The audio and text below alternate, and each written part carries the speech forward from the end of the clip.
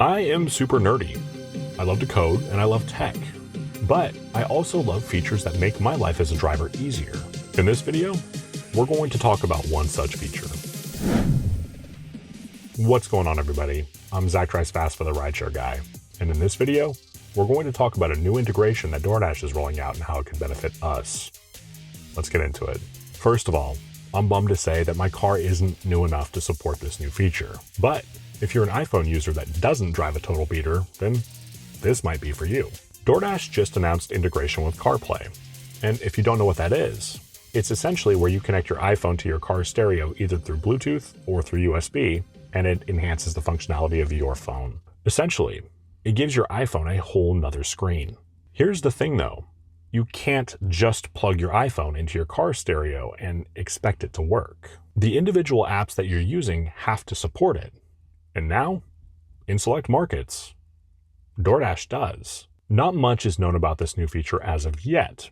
So, for now, let's dive into what DoorDash has actually shown, and then I'm going to speculate on what I think might be to come. In my opinion, one of the coolest things with CarPlay is the turn-by-turn navigation capabilities, and that's exactly what DoorDash showcased. If you use external maps like Google, Apple, or Waze, you've been able to do this for a long time.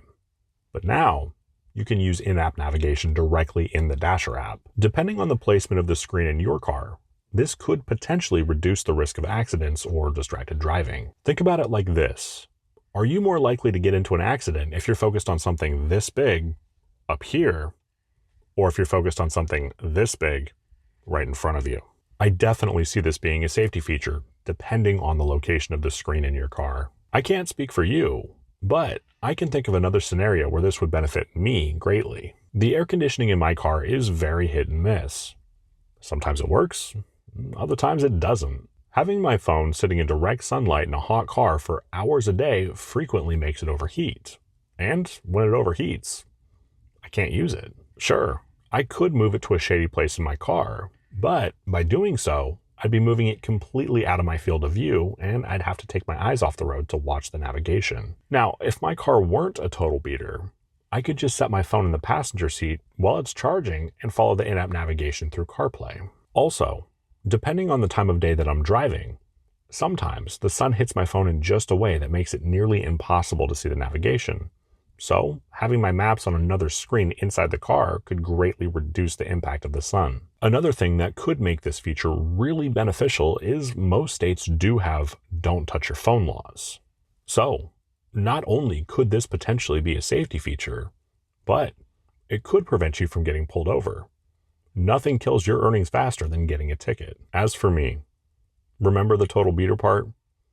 Unfortunately, I'm going to have to live vicariously through you. Now, of course, DoorDash is touting this as a safety feature, and depending on the placement of the screen in your car, it sure could be. If your screen is on your dashboard, then yeah, your eyes are going to be much closer to the road. But if your screen is much lower, like down here in the center of my console, you're going to need to decide if this is actually safer. I want to jump back to CarPlay for a moment.